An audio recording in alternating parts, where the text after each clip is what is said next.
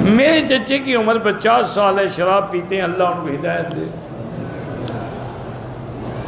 اسی لیے میں نے کہا ہے نا میرے بھائی، یہ اپنے ہاتھ میں نہیں ہے۔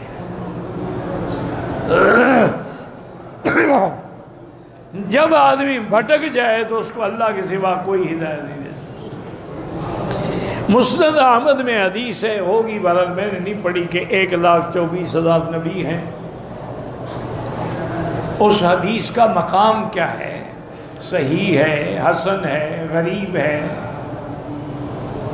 تو اس لیے جب ہمیں قرآن نے ایک چیز سمجھا دی ہے کہ آمن الرسول بما انزل الیہ من ربہ والمؤمنون کل آمن باللہ وملائکتہ وکتبہ ورسلہ، سب رسولوں میں ایمان ہے۔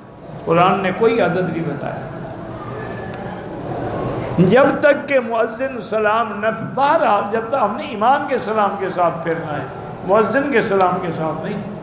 لیکن جو حدیث میں اللہم انی ظلمت نفسی ظلما کثیرا اور بھی دعائیں ہیں وہ پڑھ سکتے ہیں۔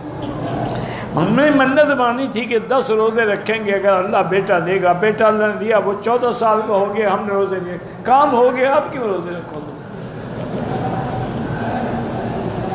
اللہ کے ساتھ بھی فراڈ کرتی ہو۔